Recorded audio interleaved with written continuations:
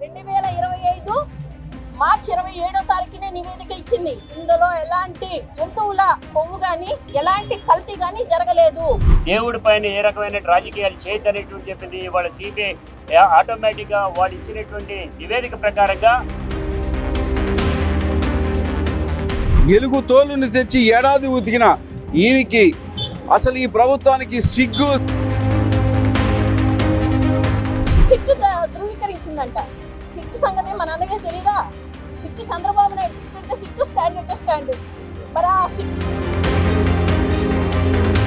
చంద్రబాబు నాయుడు పెళ్లి కొడుకు అయితే పవన్ కళ్యాణ్ తోడు పెళ్లి కొడుకు 30 సార్లు ఢిల్లీ చుట్టూ తిరిగి పొత్తు కుదిర్చారు. కేవలం పొత్తు మీదే వచ్చారు. పవన్ కళ్యాణ్కి ఏం పవర్ లేదు. వచ్చే తోడు పెళ్లి కొడుకుల్లో కూర్చొని తల ఊపటమే. తప్పకుండా ఆ ఏడుకొండల స్వామి వీళ్ళు వదలడు. వీళ్ళ పతనానికి పరాకాష్ట. ఇబ్బంది వచ్చిన ప్రతిసారి ఈ బ్యాంకులోంచి ఒక అస్త్రాన్ని తీస్తారు. తిరుపతి లడ్డని తీస్తారు, లేకపోతే లెక్కరని తీస్తారు. వీళ్ళు ఆయన పరిపాలన మరిపించాలి అని అంటే వీళ్ళు ఇస్తానన్న సంక్షేమ పథకాలు వీళ్ళు ఇవ్వలేరు, వీళ్ళు అభివృద్ధి చేయలేరు, వీళ్ళకి ఏది చేత కాదు. కానీ ఏదైతే కూటమి నాయకులు చంద్రబాబు నాయుడు గారు కానీ అలాగే పవన్ కళ్యాణ్ గారు కానీ ఏదైతే అసత్యపు మాటలు మాట్లాడారో ఈరోజు ఆ మాటలన్నీ పటాపంచలైపోయినాయి. ఎంత దుర్మార్గమైన మాటలు మాట్లాడారంటే కలియుగ దేవుడు వెంకటేశ్వర స్వామి ప్రపంచ వ్యాప్తంగా ప్రతి ఒక్కరు ఆయన కొలుచుకొని లేని వాళ్ళంటూ ఎవరు ఉంటారు. ఈ రోజుకి కుల మతాలకు అతీతంగా ప్రతి ఒక్కరూ వెళ్ళే దేవాలయం ఏదైనా ఉంది అంటే అది తిరుమల తిరుపతి. అలాంటి పుణ్యక్షేత్రాన్ని అమృత తుల్యమైన వెంకటేశ్వర స్వామి ప్రసాదం లడ్డూని ఈరోజు ఇంత హేళనగా చేసి భక్తుల మనోభావాలు దెబ్బతినే విధంగా ఈరోజు ఇంత నీచమైన దారుణమైన మాటలు వీళ్ళు మాట్లాడారో ప్రపంచం మొత్తం చూసింది. ఈరోజు ఆంధ్రప్రదేశ్లోన తిరుమల తిరుపతి దేవస్థానం ఒకటి మన ఆంధ్రప్రదేశ్లో ఉండడం మన అందరికీ ఎంతో గర్వకారణం. ఎందుకంటే ఎన్నో దేవాలయాలు ఉన్నాయి ప్రపంచవ్యాప్తంగా, మన దేశవ్యాప్తంగా, భారతదేశ వ్యాప్తంగా. కానీ ఆ కలియుగ వెంకటేశ్వర స్వామిని మాత్రం ప్రతి ఒక్కరూ ఆరాధిస్తూనే ఉంటారు. ఆయన ప్రసాదం అంటే అమృత తుల్యంగా భావిస్తారు. కానీ ఈరోజు కూటమి నాయకులు ఎంత దారుణానికి ఓడగట్టారో గత 2 ఏళ్లుగా మనం చూస్తున్నాం. వీళ్ళు 2024 జూన్ నెలలోన ఏ రోజైతే ప్రమాణ స్వీకారం చేసి వచ్చారో జగన్మోహన్ రెడ్డి గారి పరిపాలన ఏ రకంగా ఉందన్నది ఆంధ్రప్రదేశ్ ప్రజలందరికీ తెలుసు. కానీ వీళ్ళు ఆయన పరిపాలన మరిపించాలి అని అంటే వీళ్ళు ఇస్తానన్న సంక్షేమ పథకాలు వీళ్ళు ఇవ్వలేరు, వీళ్ళు అభివృద్ధి చేయలేరు, వీళ్ళకి ఏది చేత కాదు. కానీ డైవర్షన్ చేయాలా, ఏదో ఒక డైవర్షన్ పాలిటిక్స్ చేయాలా, చేసి జగన్మోహన్ రెడ్డి గారిని ఏదో ఒక రకంగా ఆంధ్ర రాష్ట్రంలోన ఆయనకున్న ప్రతిష్టను దిగజార్చాలా. ఇదే లక్ష్యంగా పెట్టుకొని తిరుమల తిరుపతిని టార్గెట్ చేయడం చేశారు. ఈ రోజు నిన్న సిబిఐ కొత్తగా ఇవ్వలేదండి. 2025 మార్చి 27వ తారీఖునే ఏదైతే గుజరాత్ లోన నేషనల్ డైరీ డెవలప్మెంట్ బోర్డు 2025 మార్చి 27వ తారీఖునే నివేదిక ఇచ్చింది. ఇందులో ఎలాంటి జంతువుల కొవ్వు గాని ఎలాంటి కల్తీ గాని జరగలేదు.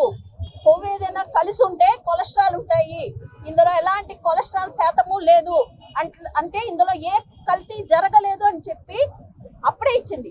కానీ ఇదే కూటమి నాయకులు, ఇదే చంద్రబాబు నాయుడు గారు మళ్ళీ మీరు ఇంకొకసారి చేయించుకొని రావాలి అని చెప్పి మళ్ళీ సిబిఐలోకి మళ్ళీ తరిమారు. ఎన్నిసార్లు చేసినా, 2 సార్లు కాదు 100 సార్లు చేసినా ఇంతకు మించిన నివేదిక మేము ఇవ్వలేము అని చెప్పి సిబిఐ వాళ్ళు కాదు కదా, డైరీ డెవలప్మెంట్ బోర్డు వాళ్ళు కూడా మేము ఇవ్వలేము అని చేతులు ఎత్తేశారు. ఇంత దారుణంగా ఉంటే మన గద్దె అనురాధ గారు మేడం గారు ఆవిడ ప్రెస్ మీట్ పెట్టి ఆవిడ ఏమంటారంటే సిట్టు ధృవీకరించిందంట. సిట్టు సంగతి మన అందరికీ తెలీదా? సిట్టు చంద్రబాబు నాయుడు సిట్టు అంటే సిట్టు, స్టాండ్ అంటే స్టాండ్. మరి ఆ సిట్టు ఎలాంటి నివేదిక ఇచ్చింది అన్నది మీరు చెప్తున్నారు కదా. మరి సిబిఐని ఎందుకు మీరు నమ్మరు? సిబిఐని ఎందుకు నమ్మరు? సిబిఐ ఇచ్చిన నివేదికను ఎందుకు నమ్మరు? గుజరాత్ లోన ఎన్డీడీపీ ఇచ్చిన నివేదికను మీరు ఎందుకు నమ్మరు? ఈ రకంగా మీరు అబద్ధపు మాటలు మాట్లాడారు, భగవంతుడి మీద ఒక పనికిరాని ప్రేలాపన చేశారు అన్నది మీ అందరికీ తెలుసు. ఇది ఈ రోజు నుంచి ఏ రకంగా మీరు డైవర్షన్ చేయాలి, ఏ రకంగా మళ్ళీ మా నాయకుల మీద కానీ లేకపోతే మా వైఎస్ఆర్సీపీ పార్టీ మీద కానీ మీరు ఏ రకంగా బురద చల్లాలి. ఇంకా ఈ రోజు నుంచి ఇంకొక రకమైన డైవర్షన్ అనేది మనకు మొదలవుతుంది. ఆ TV5 కానీ ABN కానీ ఈనాడు కానీ చూడండి, ఈ రోజు నుంచి ఇంకో రకంగా మొదలు పెడతారు. అంటే ఇంతవరకు అందులో కొవ్వు ఉందన్నారు, ఇకపై నుంచి అది కల్తీ నెయ్యి అంటారు, లేకపోతే వాసన రాలేదంటారు. వాసన రావాలా? వాసన ఎందుకు రాదమ్మా? వాసన ఎందుకు రాదు? తిన్న భక్తులను అడగండి అమ్మా. తిరుమల తిరుపతి లడ్డు ఎందుకు వాసన రావట్లేదు? ఇది చాలా దుర్మార్గమైన వ్యవహారం. చంద్రబాబు నాయుడు గారు వెళ్ళి తిరుమల తిరుపతిలోన మహాహోమం చేశారు ప్రక్షాళనకి. మరి ఇప్పుడు CBI ఇచ్చింది, ఇప్పుడు ఏ ప్రక్షాళన చంద్రబాబు నాయుడు గారు చేస్తారు? అలాగే మన పూనకాల రాయుడు మన పవన్ కళ్యాణ్ గారు, మరి ఆయన ఇప్పుడు ఏ మెట్లు కడుగుతారు, లేకపోతే తిరుమల తిరుపతి వెళ్ళిన భక్తుల కాలు కడుగుతారో మరి ఆయన తేల్చుకోవాలి. ఈ రకంగా భక్తుల మనోభావాలతోటి వీళ్ళు రాబోయే రోజుల్లోన ఇంకా ఇలాంటి ప్రలాపన పేలితే మాత్రం తప్పకుండా ఆ ఏడుకొండల స్వామి వీళ్ళు వదలడు. వీళ్ళ పతనానికి పరాకాష్ట ఏడుకొండల స్వామితోనే మొదలయ్యింది. వీళ్ళ పతనానికి ఇదే పరాకాష్ట తెలియజేసుకుంటారు. చంద్రబాబు మోసానికి 420కి care of address Chandrababu Naidu. కళ్ళార్పకుండా అబద్ధాలు చెప్పగలిగినటువంటి ఏకైక వ్యక్తి ఈ రాష్ట్రంలో చంద్రబాబు నాయుడు. నేను చెప్పడం కాదండి, వైఎస్ఆర్ గారే గతంలో కూడా చెప్పడం జరిగింది. అంత మోసగాడు. ప్రజల్ని మోసం చేసేసాం అన్ని రకాలుగా, ఇక దేవుణ్ణి కూడా మోసం చేయాలనేటువంటి ఉద్దేశంతో ఇవాళ లడ్డూని బయటికి తీసుకురావడం జరిగింది. లడ్డూను బయటికి తీసుకురావడమే కాకుండా దేవుణ్ణి సైతం మోసం చేద్దామనేటువంటి ఒక కుట్ర పన్నారు. కానీ ఆ కుట్ర పటాపంచలేంది. అంతకుముందే సుప్రీంకోర్టు డైరెక్ట్గా చెప్పింది, దేవుడి పైన ఏ రకమైన రాజకీయాలు చేయొద్దనేటువంటి చెప్పింది. ఇవాళ CBI ఆటోమేటిక్గా వాడు ఇచ్చినటువంటి నివేదిక ప్రకారంగా తేట తెల్లమైంది. కాబట్టి దోషి ఎవరయ్యా అంటే ఇందులో 420 చంద్రబాబు నాయుడు మోసం చేసినటువంటి వాడు, దగుల్బాజీగా వ్యవహరించినటువంటి చంద్రబాబు నాయుడు అంటుకో ఈ రోజున వారిపైన FIR కట్టాలా, కట్టి వారిపైన చేయాలి. తెల్లారు లెగిస్తే ఒక జపం చేస్తారు. మామూలుగా మనందరం కూడా ఇళ్లలో వెంకటేశ్వర జపం లేకపోతే ఇంకొక దేవుడి జపం చేసుకుంటాం. కానీ చంద్రబాబు నాయుడు అందుకో చేసే జపం వల్ల జగన్ జగన్ జగన్ జగన్ అనేటువంటి జపం తప్ప జగన్ గురించి మాట్లాడే కూడా జనం గురించి మాట్లాడాలా, జనంకి ఏం చేయాలా అనేటువంటిది లేకుండా ఉంది. అందుకే నేను చెప్తున్నాం, ఇవాళ మీరు తీసుకునే నిర్ణయం తప్పు కాబట్టి మీరు శిక్ష అనుభవించాలి. దేవుడి పరంగానే కానీ చట్టపరంగా అన్ని రకాలుగా శిక్ష అనుభవించాలని కోరుకుంటూ తక్షణమే మీరు రాజీనామా చేయడానికి కూడా సిద్ధంగా ఉండాలని కూడా కోరుకుంటున్నాం.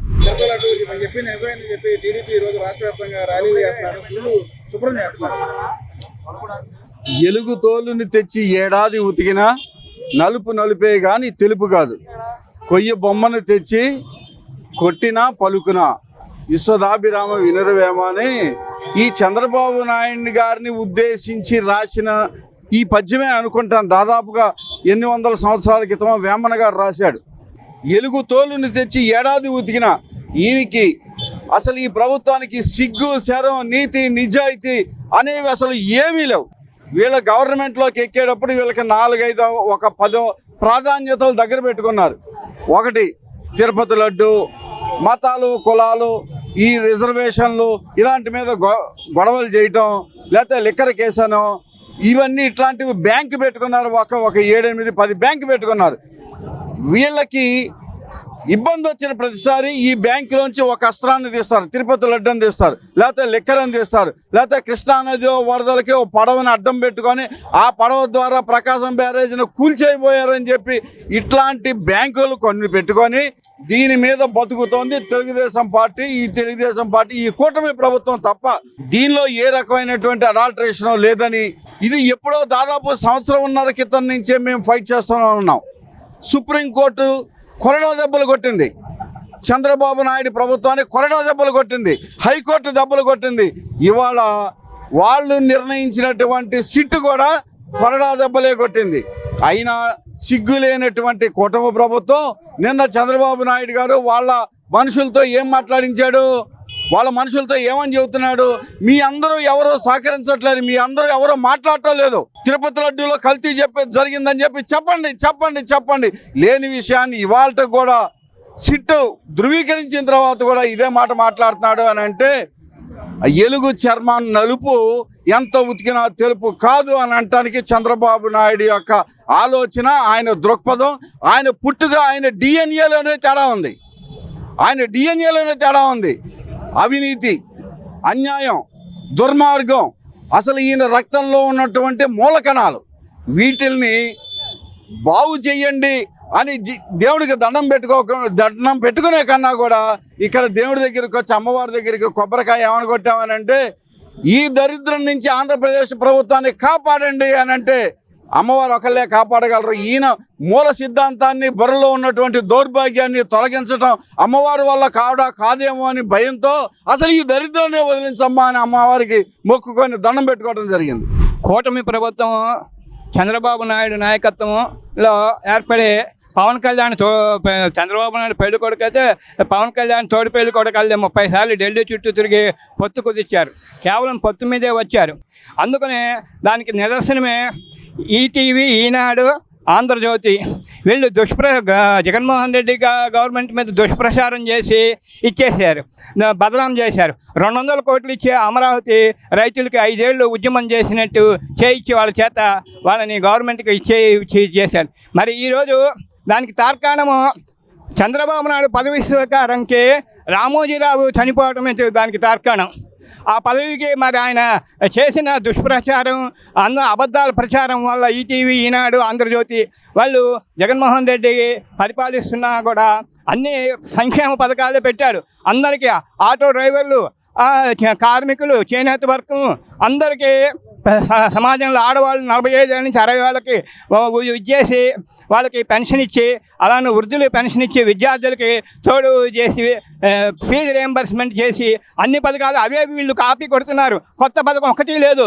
1000 రూపాయలు పెంచారు, 3000కి 4000 చేశారు. అంతేగాని దానికి ఇప్పుడు అమరావతి పెద్ద స్కామ్.